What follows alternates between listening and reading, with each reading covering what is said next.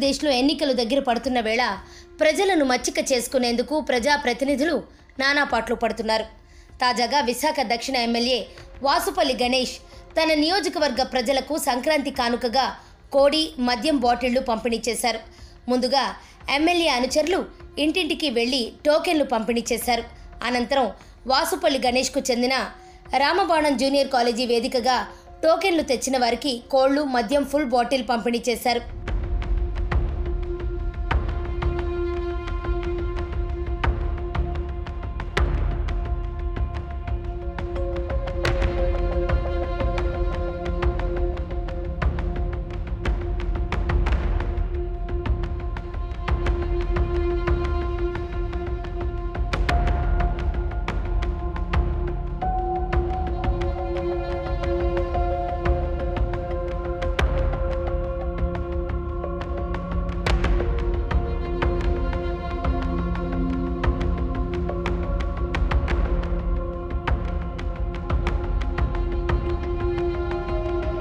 నియోజకవర్గంలో సుమారు 400 మందికి వీటిని పంపిణీ చేయడం విశేషం.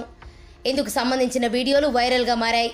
ఎన్నికల్లో ఎలాగైనా గెలిచేందుకు వాసుపల్లి గణేష్ ఇప్పటి నుంచి ప్రజలకు తాయిలాలు ఇస్తున్నారంటూ ప్రత్యర్థి పార్టీల నేతలు ఆరోపిస్తున్నారు.